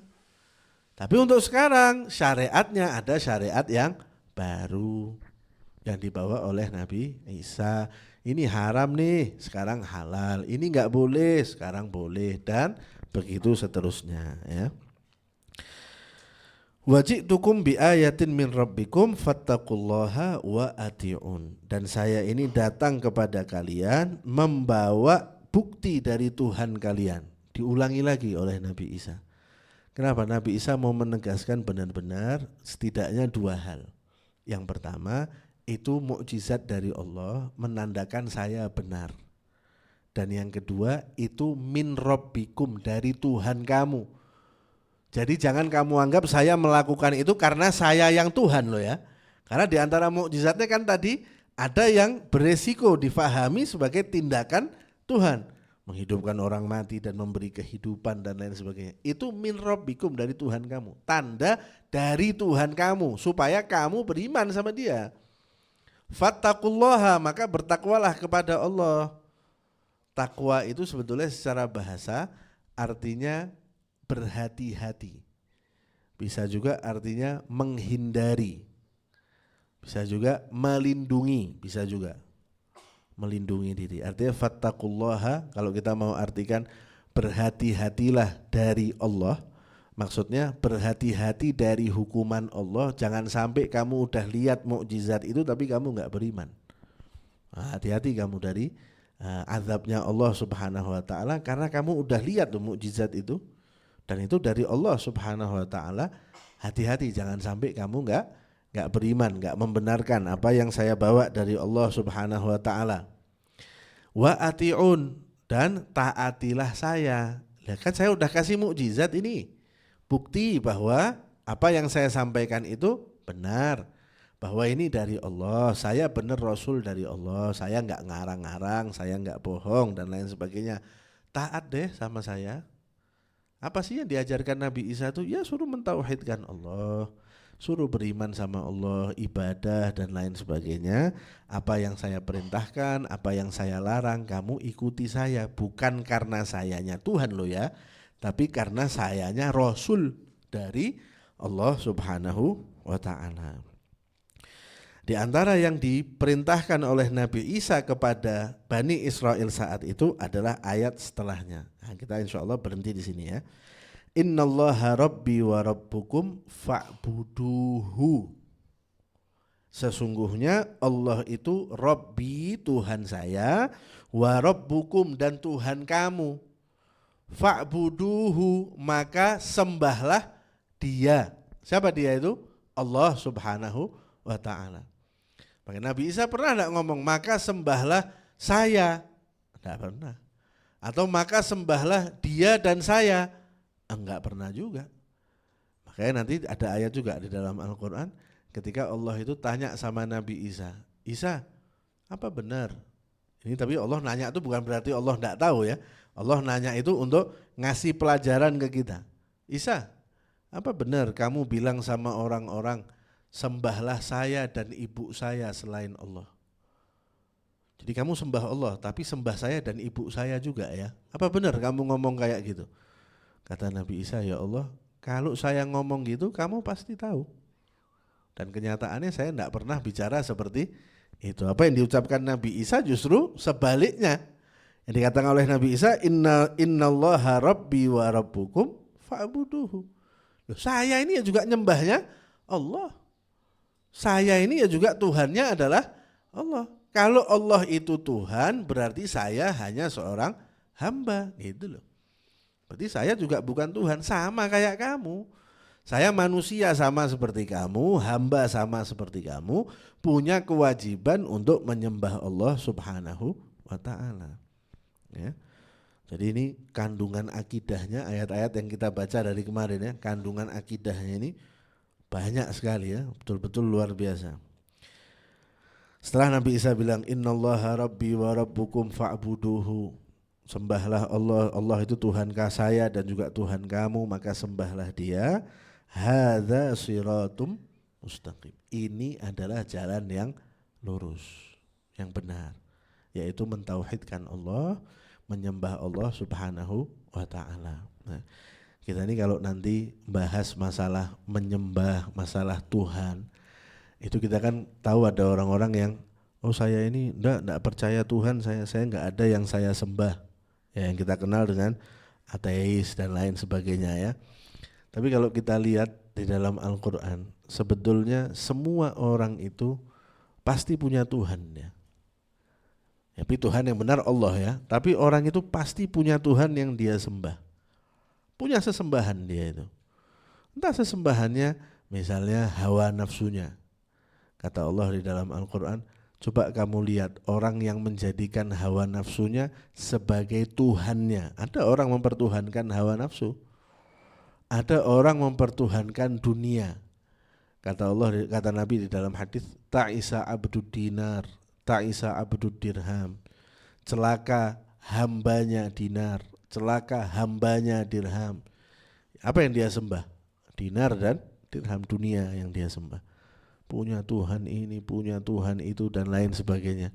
Tapi Tuhan-Tuhan itu, karena itu Tuhan yang salah, Tuhan yang keliru, itu justru memperbudak dia. Kalau mau dapat jalan yang lurus, bebas, itu ya cuman menyembah Allah Subhanahu wa ta'ala. Kita ini kalau udah nyembah Allah, kita enggak perlu mikir yang lain udah. Saya ini kalau orang nyembah dunia, sehingga dia kan kepenginnya kan dapat dunia. Dia akan rela melakukan apa saja walaupun menghinakan dirinya dia sendiri untuk dapat dunia. Tapi kalau orang nyembah Allah, ada enggak orang hina karena nyembah Allah? Enggak ada. Orang menyembah Allah itu, kata Allah dalam Al-Quran, sungguhnya kemuliaan itu adalah milik Allah, milik Rasulnya, dan milik orang-orang yang beriman. Karena orang yang beriman itu terhormat, dia enggak perlu merendahkan diri kepada siapapun, sebab dia menghambanya hanya kepada Allah Subhanahu wa ta'ala ya. Jadi kalau kita simpulkan dari ayat-ayat yang sudah kita baca tadi, seenggaknya selain cerita Nabi Isa yang luar biasa, kita belajar mengenai konsep mukjizat. Makanya itu penting ya, itu penting. Artinya enggak semua yang tidak masuk akal kita berarti itu salah, enggak. Ada hal-hal yang enggak bisa masuk akal kita tapi itu benar terjadi. Karena yang dimaksud dengan logis atau masuk akal itu bukan berarti yang semuanya harus bisa kita buktikan secara empiris, secara ilmiah, ini ada rumusnya, tidak mesti. Ada hal-hal yang datang kepada kita berdasarkan informasi yang valid. Misalnya ini, kita nggak pernah pergi ke Amerika misalnya, tapi berdasarkan informasi orang yang pernah ke sana, mungkin tinggal di sana, kita tahu bahwa Amerika itu ada. Kita percaya dengan informasi dia, percaya. Nggak pernah lihat loh Amerikanya, tapi saya percaya. Kenapa? Karena informasi ini datang dari orang yang terpercaya. Nah, hal-hal yang di luar logika kita, kalau itu datang dari orang yang terpercaya, sekarang secara ilmiah itu bisa diterima. Sama seperti mukjizat dan lain sebagainya, itu hal-hal yang logis sebetulnya, hal-hal yang ilmiah. Kalau kita mau memahami ilmiahnya tapi secara benar ya, enggak hanya memahami ilmiah itu harus bisa dibuktikan, harus bisa tertangkap panca indera dan lain sebagainya. Kemudian yang kita bisa pelajari juga adalah tadi mengenai konsep kehendaknya Allah Subhanahu wa ta'ala. Semuanya itu terjadi dengan kehendak Allah, dan yang tidak dikehendaki oleh Allah maka tidak akan terjadi, seperti Nabi Isa dan lain sebagainya, yang contoh-contoh yang kita sebutkan tadi. Kemudian yang terakhir adalah mengenai kebenaran keyakinan kita bahwa Nabi Isa alaihissalam itu adalah hambanya Allah Subhanahu wa ta'ala, Rasulnya Allah Subhanahu wa ta'ala, bukan Tuhan, bukan anak Tuhan. Karena Nabi Isanya sendiri yang menyatakan seperti itu, bahwa Tuhan kamu, Tuhan saya itu adalah sama-sama Allah Subhanahu wa ta'ala, maka sembahlah dia. Yang menyembah Allah, mengikuti syariatnya Allah, menjalankan ajaran yang dibawa oleh Nabi Muhammad SAW, maka dia berada di siratun mustaqim, dia sudah berada di jalan yang lurus. Ujungnya jalan yang lurus itu adalah ridhonya Allah, surganya Allah Subhanahu wa ta'ala. Wallahu a'lam. Baik, jazakumullah khairan Habib atas ilmu yang disampaikan, yaitu surah Ali Imran ayat 48 sampai dengan ayat 50. Kita buka sesi tanya jawab bagi Bapak Ibu yang hadir di Puncak. Kita berikan kesempatan untuk bertanya lebih dulu. Mungkin dari ibu-ibu ada yang mau bertanya?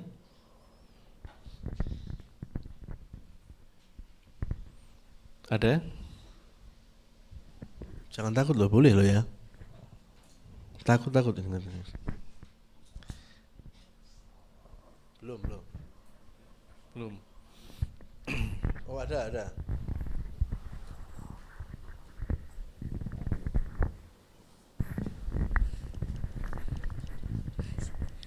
Bismillahirrahmanirrahim. Assalamualaikum Habib. Salam. Izin bertanya. Jadi Nabi Isa itu sekarang masih hidup ya Habib? Terus tinggalnya di mana ya Habib?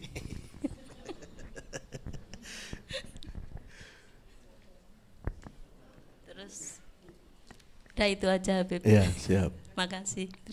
Gini, Nabi Isa apa masih hidup? Masih hidup. Ya. Jadi mungkin nanti ada di ayat-ayat selanjutnya ketika mau disalib itu ya, mau ditangkap itu, kan Nabi Isanya diangkat oleh Allah Subhanahu wa ta'ala. Nabi Isa itu masih hidup sampai sekarang, nanti akan turun di akhir zaman ya. Jadi yang nanti membunuh Dajjal itu adalah Nabi Allah Isa. Nah, Nabi Isa nanti akan turun, kemudian hidup selayaknya manusia pada umumnya, menikah, punya anak, dan nanti akan dikuburkan di dekat kuburannya Rasulullah di Madinah sana ya. Jadi itu masih ada space, kalau kita mungkin sempat ada yang lihat foto-foto zaman dulu yang masih di dalam itu, masih ada satu space lagi, itu nanti untuk jadi kuburannya Nabi Allah Isa alaihissalam. Nah sekarang hidupnya di mana? Ya berdasarkan riwayat yang sampai kepada kita di langit. Ya, sama Allah Subhanahu wa ta'ala diangkat ke langit, nah, hidup di sana beliau sampai nanti pada waktunya beliau akan turun ya. Nah, berarti turun nanti sudah tua banget no. Loh kan dari zaman dulu. Berarti turun. Nah ya dimensinya berbeda dengan kita ya. Kita kayak hitungan hari di akhirat. 1 hari 1000 tahun. Nah, jadi Nabi Isa hitung aja kalau 1000 tahun baru berapa hari mungkin di sana itu. Nah, jadi hitungannya berbeda hitungannya. Jangan dibayangkan, ini coba saya mau ngitung ini antara Nabi Isa ke Nabi Muhammad jaraknya sekian. Berarti kalau itu Nabi Isa diangkat katanya umur 33 tahun. Jadi Nabi usia 30 tahun. Menurut satu riwayat ya. Jadi Nabi usia 30 tahun. Kemudian diangkat itu usia 33 tahun. Oh, ini kalau saya hitung gini. Waduh, umurnya sekarang mungkin sudah 2000 sekian. Ini masa bisa menang lawan Dajjal ini? Ya, jangan dibayangkan seperti itu ya. Jadi hitungannya berbeda karena dimensi kehidupannya juga berbeda juga. Tapi masih hidup. Insya Allah nanti turun di akhir zaman ya. Tapi tidak usah ada yang ngalami kita ya. Insya Allah selamat semua, panjang umur, sehat afiat, husnul khotimah, tidak pakai ketemu Dajjal insya Allah ya. Bahaya soalnya. Monggo. Ya. Anda ada. Sisa murid-muridnya aja. Oh, yang disalib. Yang disalib salah satu dari orang yang ada di situ. Jadi tidak ada di dalam Al-Qur'an ya. Tidak ada detail mengenai siapa yang disalib itu. Allah cuma bilang walakin syubbihalahum. Mereka cari-cari Isa nih kata Allah. Mereka dapat karena ada satu orang yang diserupakan dengan Nabi Isa. Tapi siapa orangnya itu? Wallahu a'lam. Tidak ada detail informasi itu di dalam Al-Qur'an ya. Kalau kita lihat kitab-kitab tafsir pun kebanyakan pasti merujuknya kepada Israiliyat ya. Oh, inilah Yudas lah, inilah itulah dan lain sebagainya. Tapi tidak ada detail pasti mengenai siapa yang kemudian diserupakan dengan Nabi Isa itu. Tapi yang jelas bukan Nabi Isa yang dibunuh. Jelas bukan Nabi Isa. Ya.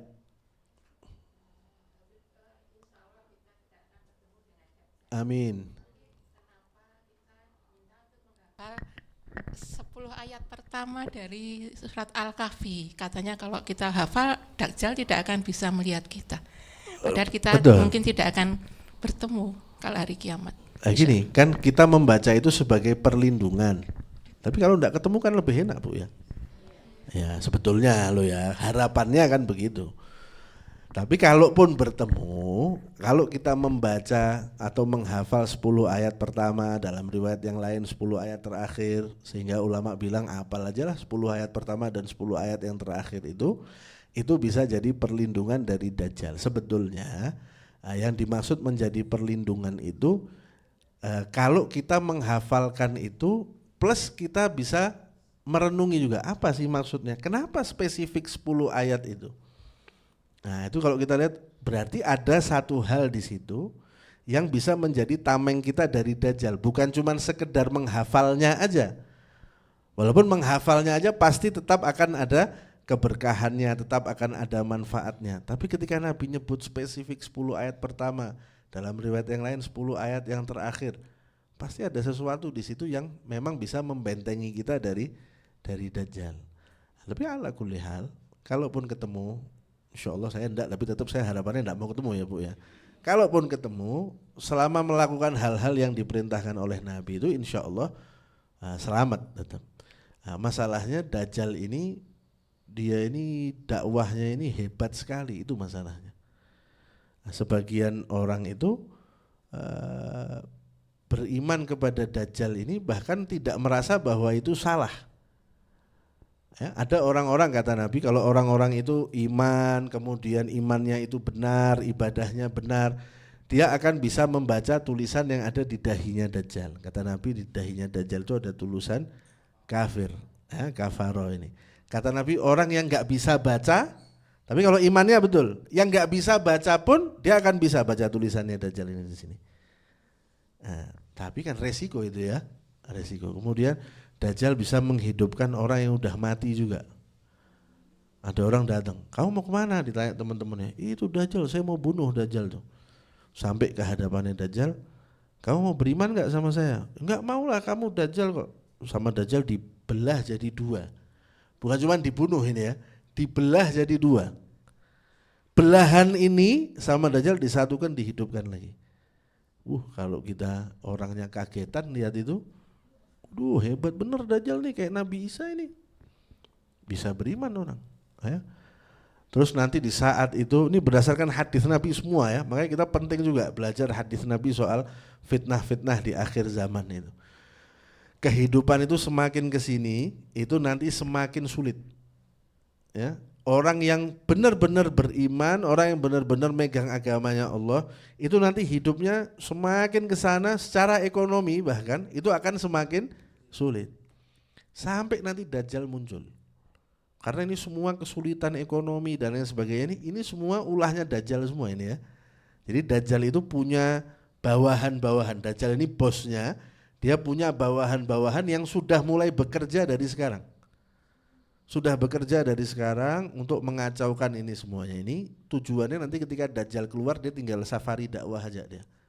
Hadirilah tablik akbar bersama Al-Masih Ad-Dajjal dan lain sebagainya. Dia tinggal keliling dakwahnya itu. Nah, termasuk kesulitan ekonomi itu nanti akan jadi senjatanya Dajjal. Jadi dipersulit orang, dipersulit sampai Dajjal muncul. Ketika Dajjal muncul, Dajjal nanti ngasih pilihan gini, kamu kalau tetap jadi orang baik gini, orang beriman gini, mati kelaparan kamu. Karena yang punya kekayaan siapa? Dia sekarang, ya Dajjalnya. Tapi kalau kamu ikut saya, makmur. Nah, makmur kalau kamu ikut saya. Lah ini kan beresiko juga ini. Ya, bayangkan orang sudah hidupnya ketekan betul secara ekonomi, tiba-tiba kalau kamu ikut saya kamu makmur sekarang. Wah ini kan bahaya ya. Jadi butuh perlindungan ekstra. Yang lebih selamat husnul khotimah, tidak ketemu Dajjal itu selamat sudah insyaallah. Ya, itu ya harapan kita lah. Ya, mungkin Dajjal masih nanti-nantilah juga ya Bu ya. Masih panjang Bu, enggak usah dipikirin loh Bu Dajjalnya Bu. Jadi pulang dari sini Nabi Isanya lali ingatnya Dajjal ini malahan pulang dari sini.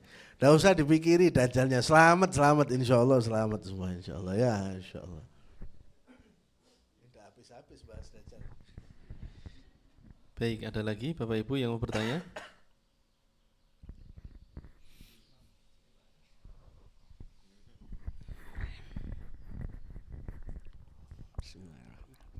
Assalamualaikum warahmatullahi wabarakatuh. Terima kasih waktunya. Yang ingin kami tanyakan itu masalah berdoa ya. Kalau tadi itu disampaikan doa Nabi Isa itu, ya Allah tolong turunkan ya hidangan dari langit tadi. Ini kata-kata seperti ini kalau menurut kami sendiri ya itu memang ada seperti adab itu. Nah ini yang kami tanyakan, apakah juga adab-adab berdoa. Jadi kalau ada orang yang ya Allah berilah aku, nah, seperti ini mungkin apakah dibolehkan atau memang bagaimana ya jadinya? Saya mohon pencerahannya. Terima kasih. Ini orang berdoa itu tentunya pakai adab, betul ya, betul. Cuma orang berdoa itu kondisinya macam-macam. Ada orang berdoa kondisinya darurat kepepet. Kalau dia suruh pakai redaksi yang begitu itu mungkin tidak terpikir oleh dia. Ya, jadi ada orang mungkin bahasanya itu setengah mengancam itu ada. Saya kasih contoh. Nabi ketika perang Badar itu musuhnya berkali-kali lipat lebih banyak dari kaum muslimin. Musuhnya 3.000-an orang atau 1.000 sekian orang. Kaum musliminnya cuma 313 orang. Ini kan secara hitung-hitungan ya enggak mungkin menang udah. Enggak mungkin menang. Itu Nabi ketika lihat itu, dan Nabi sebetulnya tidak ada niatan untuk berperang saat itu. Sehingga kondisinya itu betul-betul tidak prepare untuk perang itu, tidak siap untuk perang.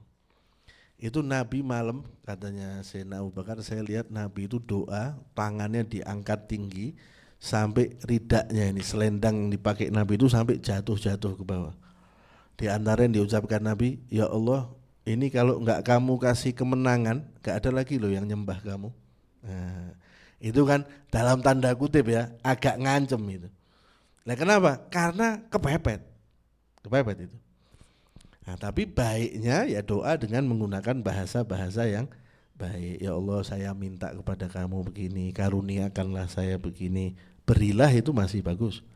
Itu kalau kita Allahumma ini as'aluka, itu ya Allah saya meminta kepada kamu. Tapi kalau ya sebagian doa yang lain menggunakan berilah saya. Jadi masih tidak ada masalah ya. Kalau mau doa yang benar-benar dengan adab yang baik, itu kata Nabi, pertamanya pujian kepada Allah dulu, kemudian sholawat kepada Nabi, baru doa, kemudian ditutup dengan sholawat dan pujian juga kepada Allah. Pujian itu mencakup terima kasih kepada Allah, syukur dan lain sebagainya. Itu adab berdoa. Kalau yang sesempurna-sempurnanya banget itu begitu. Jadi kayak kita misalnya kalau berdoa mesti ada alhamdulillahirabbil alaminnya dulu. Atau kayak misalnya ada tambahan hamdan syakirin, hamdan naimin, hamdan itu hamdan ini, hamdan itu semuanya kan pujian, terima kasih dan lain sebagainya untuk Allah Subhanahu wa taala, baru kemudian doa. Ya, itu adab berdoa yang baik juga seperti itu ya. Jadi ada pujian, syukur, terima kasih, kemudian sholawat kepada Nabi, doa, baru setelahnya ditutup dengan itu. Itu mau seperti itu juga istimewa, boleh-boleh aja, bagus ya. Tapi tidak ada masalah. Karena ada orang-orang yang misal contoh lain, walaupun bukan berdoa tapi sekedar untuk memberikan gambaran bahwa orang itu kalau dalam kondisi tertentu kadang sulit untuk memikirkan ucapan-ucapan itu. Nabi pernah kasih ilustrasi gimana Allah itu menerima taubat hambanya dengan senang hati. Nabi kasih ilustrasi, ada orang jalan di padang pasir, naik ontanya ini bawa perbekalannya dia semuanya. Dia turun dari ontanya dia, meleng dikit, dia lihat ontanya udah kabur. Sendiri di padang pasir, nggak punya kendaraan, nggak punya makan. Keliling ke sana ke sini nggak ketemu ontanya. Akhirnya dia lihat ada pohon, dia tidur di bawah pohon itu menunggu mati. Bayangannya dia mati udah pas ini di padang pasir kok, mau makan apa dia? Onta nggak ada, perbekalannya kabur bareng ontanya nih, semua ada di situ. Tidur dia menunggu mati aja. Tiba-tiba dia baru tiduran sebentar, dia lihat ontanya datang, kata Nabi. Datang lengkap dengan perbekalan dan airnya dia. Saking senangnya, kata Nabi, dia sampai bilang, ya Allah, saya yang Tuhan, kamu yang hamba. Duh. Kata Nabi, keliru karena saking senangnya. Keliru tapi, karena saking senangnya.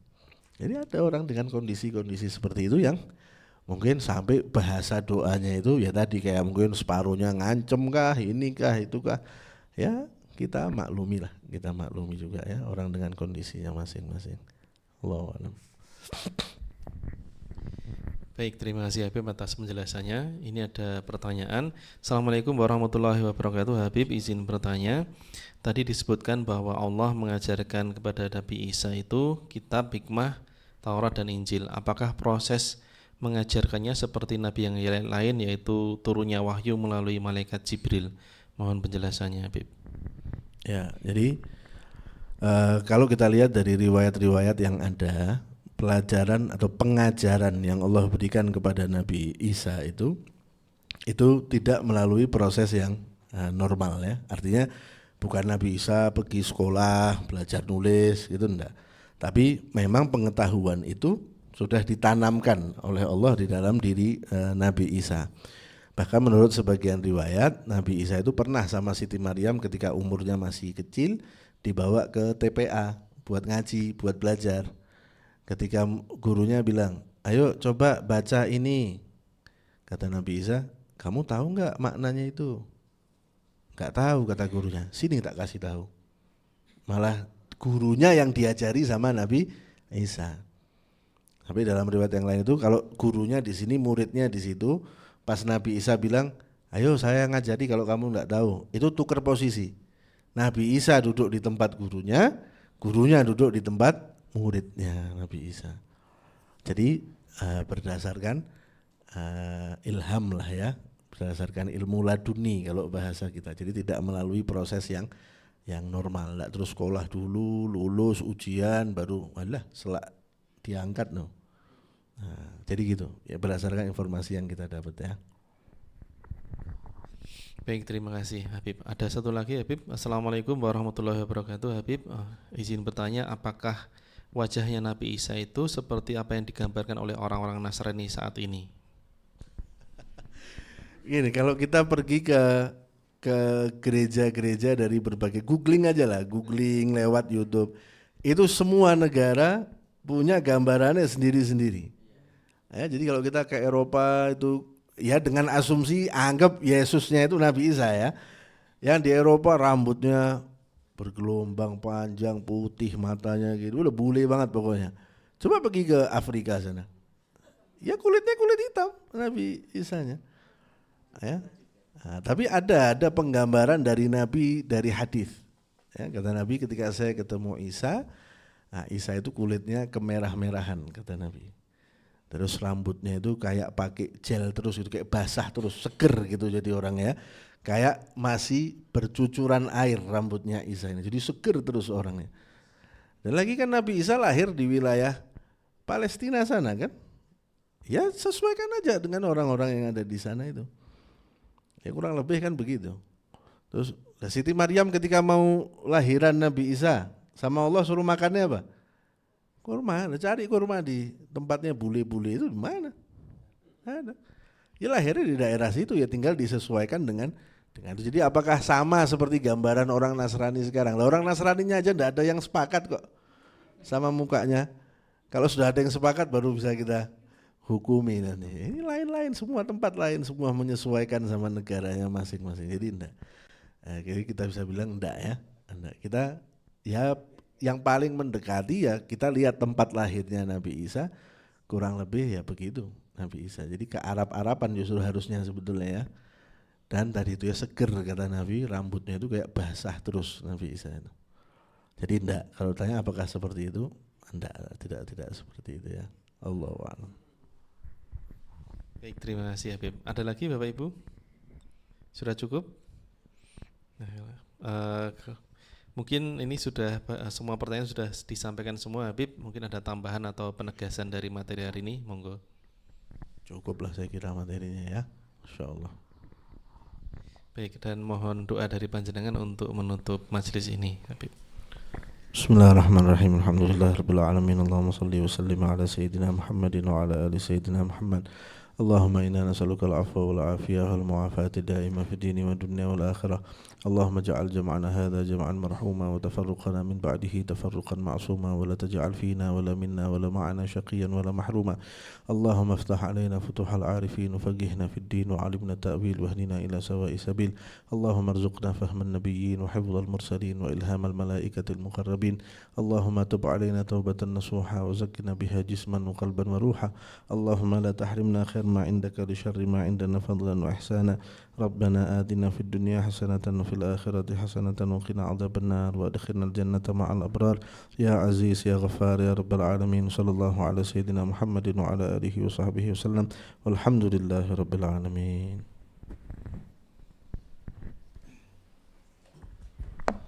Baik, jazakumullah khairan Habib atas ilmu yang disampaikan, jawaban atas pertanyaan kami, juga doa yang dipanjatkan. Semoga Allah Subhanahu wa taala melimpahkan kita semua rahmatnya berupa pemahaman atas ilmu yang telah disampaikan. Amin ya rabbal alamin.